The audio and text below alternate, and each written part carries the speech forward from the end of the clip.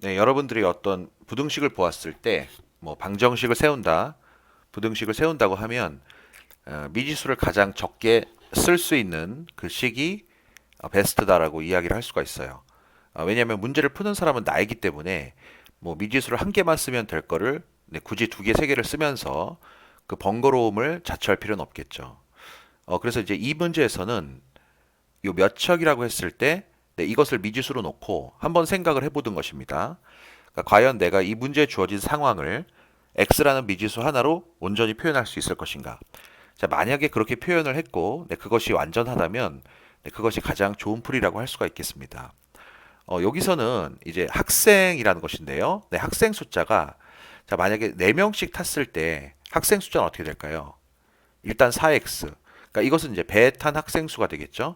그런데 이제 배에 탄 친구들만 있는 것이 아니라 너무 조금씩 태웠기 때문에 그러니까 10명이 못 탔다 이겁니다. 네, 그러면 만약에 우리가 학생 수의 관점으로 바라본다면 뭐 배 탔다 못 탔다 이런 여부를 막론하고 이것은 학생 수의 참값이라는 것을 믿을 수가 있습니다. 네, 그러면 5명씩 탔을 때 배가 7척이 남았다라는 것은 이제 어떻게 표현하냐면 이 마지 5명씩 타면은 배가 남았다고 그랬잖아요. 그런데 이제 가장 이상적인 경우를 생각해 봤을 때 뭐 그 7척이 남았을 때 그러니까 x-7이 되겠죠. x-7. 자, 이것은 뭐냐면은 가장 이상적인 경우가 되겠습니다. 즉 7척을 제외하고 어, 모든 배에 학생들이 다 탔다라고 이야기를 할 수가 있는 것이죠. 네, 그런데 이것은 가장 이제 이상적인 경우가 되겠죠. 그런데 우리가 이제 이렇게 단순하게만 생각할 수가 없는 게, 그러니까 예를 들어서 5명씩이 탔는데 이 마지막 배에 꼭 5명이 타라는 법은 없잖아요. 그러니까 왜냐하면은 마지막 배에도 5명이 타려면 학생 수가 5의 배수여야 되는데 이 학생 수가 5의 배수이다라는 어떤 근거라든지 어떤 확신을 이 문제 상황에서 찾을 수가 없다라는 것입니다.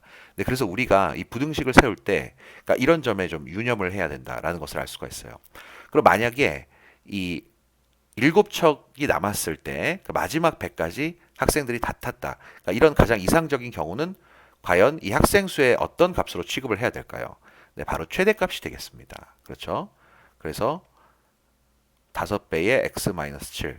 네, 이것이 학생 수가 어떤 가질 수 있는 최대값이 되겠고, 그러면 이제 마지막 배에 좀 운이 없어서, 운이 없다는 표현이 적절할지 모르겠는데, 그러니까 어쨌든 마지막 배에 한 명밖에 못 탈 수도 있죠. 네, 그렇다면 그건 어떻게 표현해야 될까요? 바로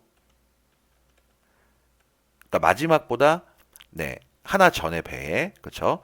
전의 배까지는 5명씩이 다 탔는데 마지막 배에 외롭게 한 명만 탈 수도 있다라는 상황까지를 우리가 고려를 해야 됩니다.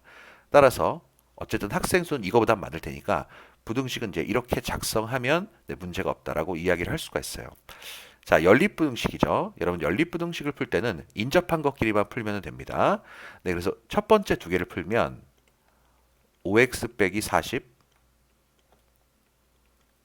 4x 더하기 10. 네, x는 50보다 작다가 나오고요. 네, 두 번째, 세 번째 걸 풀면 4x 더하기 10이 작거나 같다. 5x 빼기 35. 네, 그래서 45. x는 45 이상이다. 네, 이게 바로 이제 어떤 가능한 모든 배의 대수가 되겠습니다. x는 45 이상이고 50 미만이다. 즉 배는 45, 46, 47, 48, 49척까지 생각을 해볼 수 있다라는 것입니다. 최소 몇 척인지 구하라라고 했으니까 답은 45척이라고 대답하면 되겠네요.